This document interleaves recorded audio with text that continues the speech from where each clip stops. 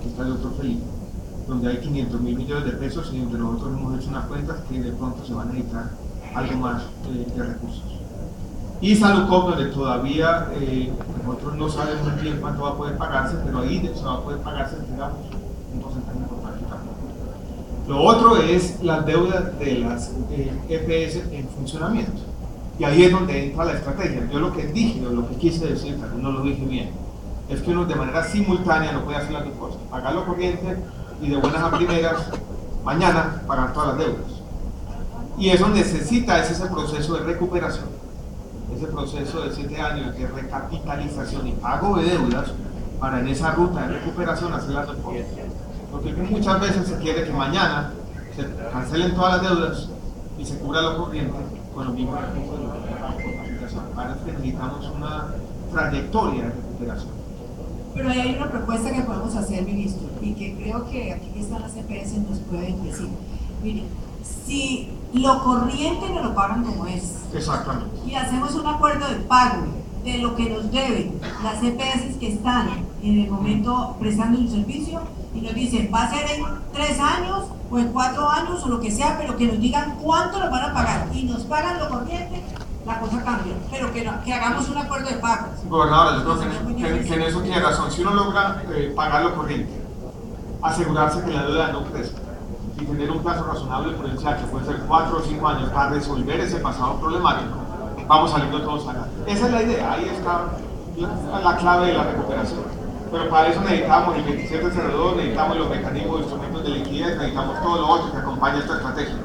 El senador Delgado, yo creo de manera sincera que si uno cruza las demandas de la sociedad colombiana, lo que la sociedad espera en nuestro sistema de salud, con los recursos disponibles, sí vamos a necesitar más recursos. Vamos a necesitar por lo menos en los próximos 3 o 4 años medio punto del PIB adicional. Yo no creo que vamos a ser capaces con los recursos que tiene el sistema de pagar con lo corriente sin que sigan aumentando las deudas. El señor superintendente tiene la palabra y la directora de Gestar Salud se prepara, por favor. Doctor Norman Muñoz. Presidente, muchas gracias y buenas tardes a todos. Intentaré ser breve y tocar como los temas de mayor relevancia que con respecto a las funciones de la superintendencia corresponden. Yo sí quería mencionar, para arrancar, 2 datos de contexto que me parecen importantes para poder poner en contexto, digamos, con todo este proceso y en especial el que tiene que ver con los prestadores. En el Valle del Cauca hay 931 instituciones prestadoras de servicios de salud, de los cuales solamente 55 son públicas, es decir, hay casi 875 privadas. Y ese es un cambio en la prestación y en la dinámica de la operación y la prestación de los servicios de salud en el Valle del Cauca importante. La gran participación de la oferta privada en la prestación de servicios. De esas 55 instituciones que son públicas, tenemos que 11, a la luz de la última medición, son las que se encuentran en riesgo alto o en riesgo medio, es decir, aquellas que tienen situación financiera crítica. Esto de alguna manera nos debe servir como para contextualizar dónde están los problemas y dónde tenemos que enfocar las acciones, no solamente del Ministerio, sino de la superintendencia. Adicionalmente, yo creo que también es importante decirlo, hoy en el Valle del Cauca el 43% de la población se encuentra afiliada al régimen subsidiado, cerca de 1.800.000, 1.900.000 personas. Entonces, aquí hay unas conexiones que tenemos que empezar a hacer y a mirar, digamos, en la manera como tenemos que concentrar la actuación en estas entidades que están en riesgo, porque es ahí, por definición de la ley, en donde se atiende fundamentalmente a la población pobre. El 60% del gasto de las EPS tiene que hacerse, que la contratación se debe hacer con las EPS públicas. Entonces, yo creo que ese contexto nos debe servir para intentar focalizar las actuaciones sobre las diferentes entidades. Y en ese contexto, y recogiendo un poquito las inquietudes de los prestadores, yo sí quería también compartir de alguna manera el tema de la necesidad de tener cifras claras. Y esto casi que es un fenómeno general, porque no contamos, especialmente en la gran mayoría de instituciones públicas, con cuentas claras. Cuando uno mira los balances que se hacen entre las deudas que dicen tener los prestadores y las que dicen deber los deudores, encuentra que los niveles de coincidencia del sector público llegan en promedio a un 50%. Es decir, hay todavía unas diferencias muy importantes entre una y otra versión. Y ese casi que es el punto clave para arrancar con la propuesta de la gobernadora sobre poner las cuentas claras del pasado y arrancar de ahí en adelante con la regularización del giro corriente. Revisando las cuentas de este año, solamente del corriente del año 2016, a la superintendencia, a las instituciones públicas y privadas nos deben reportar cuál es su nivel de facturación para precisamente hacer cumplir ese mandato de la ley del 50%. El balance que tenemos hoy es que nos reportaron como valores facturados 121.000 millones de pesos en los últimos meses, y el giro fue de 139.000 millones de pesos. Es decir, no todas las IPS públicas están reportando debidamente lo que están facturando. Sin esa información es muy complejo adelantar funciones de control. Hay 15 instituciones y en eso vamos a compartir la información con la Secretaría de Salud para hacer una llave, un trabajo conjunto que permita regularizar el flujo de los recursos corrientes a los hospitales públicos, no solamente del Valle sino del país, porque claramente aquí hay 15 entidades que no están reportando regularmente la información, con la cual garantizamos que el flujo corriente se logre regularizar o normalizar.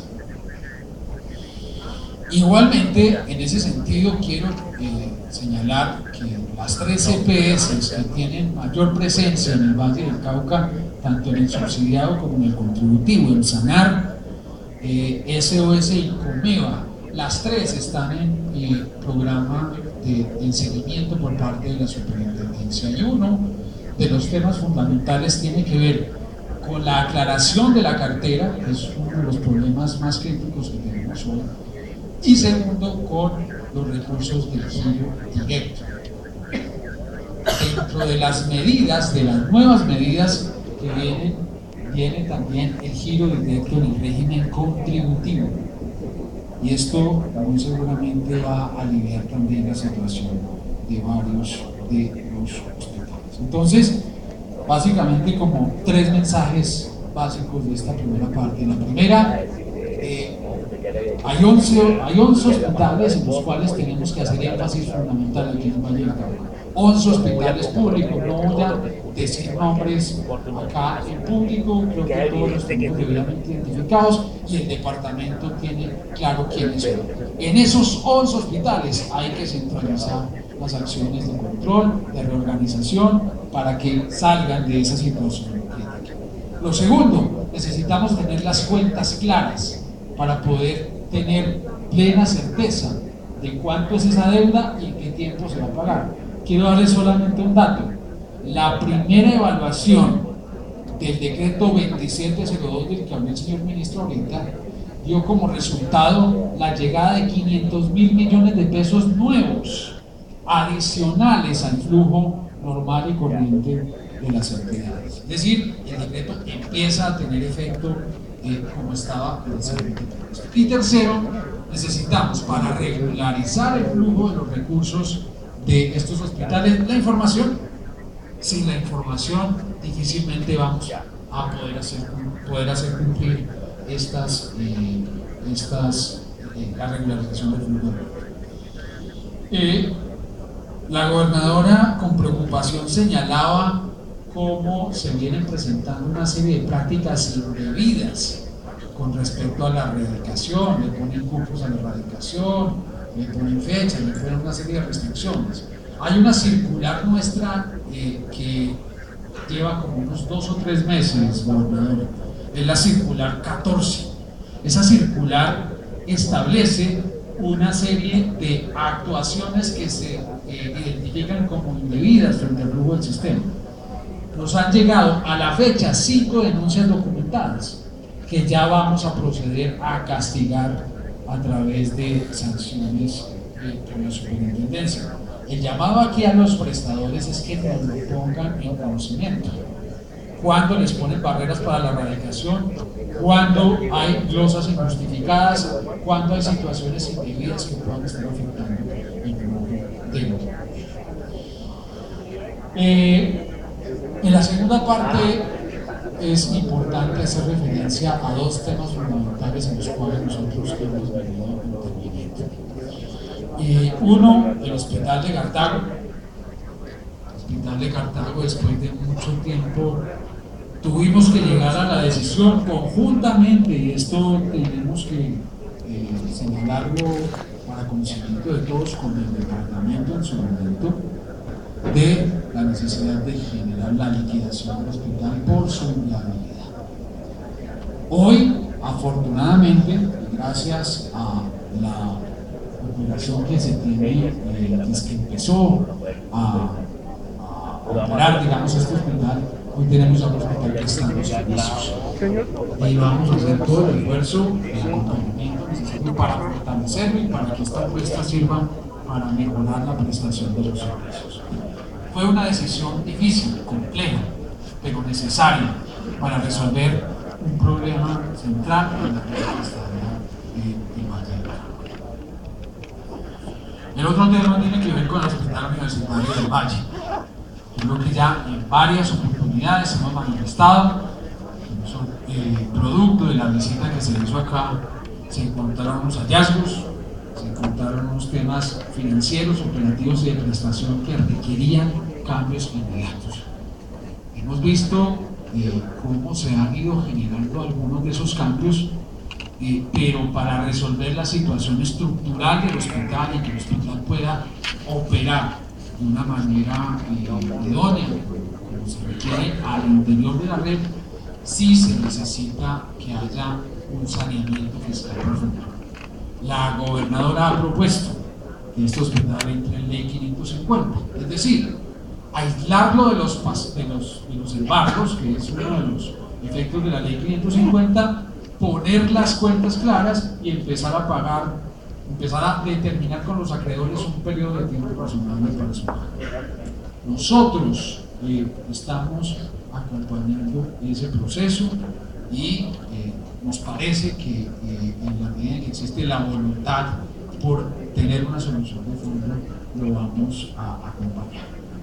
Esto necesita recursos, necesita tiempo, necesita decisiones que van a ser complejas, pero la idea es que el Hospital Universitario del Valle siga prestando sus servicios en las condiciones en que la red lo necesita. Nos llevamos 2 temas o 2 denuncias que me parecen no puede pasar. La negación de atención de la población al régimen subsidiado en la Fundación Valle del Cauca. Vamos a revisar qué está pasando allí. Realmente nosotros hemos tenido la mejor imagen de ellos y ha sido una institución importante en la prestación de los servicios. Por eso me extraña y generará pues acciones de parte nuestra para mirar qué está pasando ahí, porque no hay ninguna razón ni por ninguna circunstancia puede negar el acceso a la prestación de servicios de régimen subsidiado, porque tenemos el mismo plan de beneficios. Por ende, deberían atender las mismas condiciones que atienden a la población del contributivo. No hay ninguna razón para que haya ese tipo de discriminación. Y el segundo tiene que ver con la nueva EPS y la atención al adulto mayor. Casi que desde la primera vez que yo vine aquí al Valle hace como un año siendo superintendente, esa fue una queja que conllevó la expedición de una circular de obligatorio cumplimiento por todas las EPS en el ejercicio, en el objetivo de brindar una atención preferencial al adulto mayor. Si eso no está pasando, pues nos va a tocar intervenir ya con la función sancionatoria, porque creo que ya estuvo suficiente de las advertencias, y eso sí nos parece que no puede ser pasado. Por último, presidente, con su venia me refiero a su intervención sobre y acepto de una manera agradecida la citación a debatir el tema de las EPS liquidadas, como lo presentó el ministro en su balance. El proceso de depuración que hemos hecho en estos últimos 4 años no tiene precedentes en el sistema de salud. EPS que estaban afectando no solamente financieramente a los hospitales, sino la prestación de los servicios de los usuarios. Estaban atentando contra la vida de la gente. Y todavía nos quedan algunas. No hemos terminado todavía, nos quedan algunas todavía pendientes. Pero cada una de esas decisiones tuvo una justificación clara.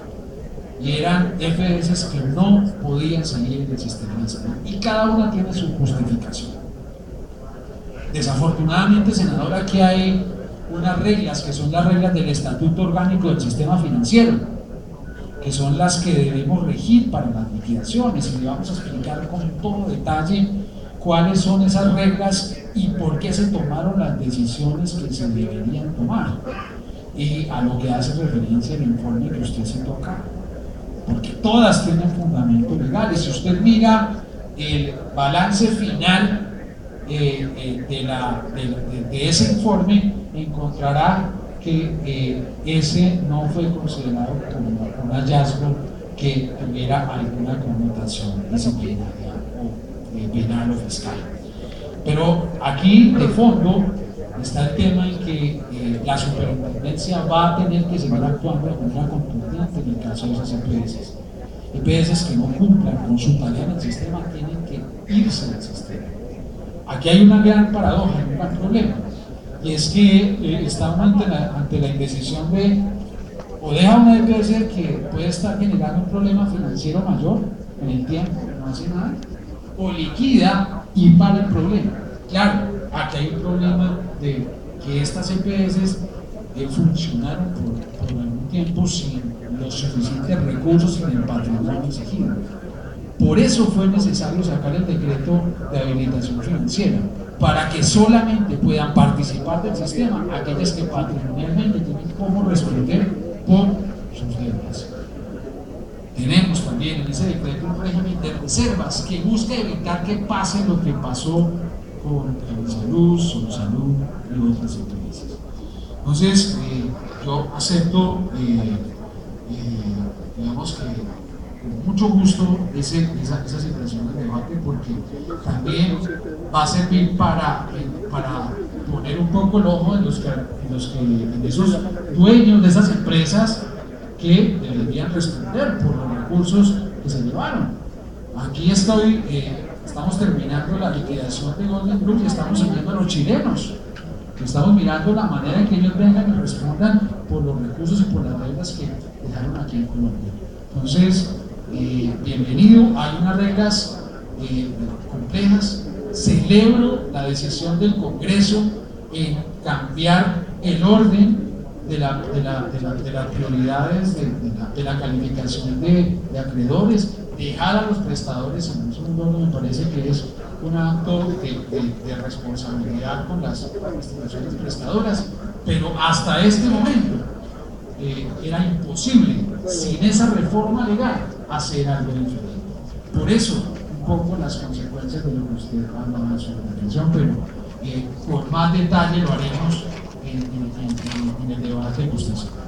Yo creo que ahí estaban fundamentalmente los temas, presidente, que nos correspondían.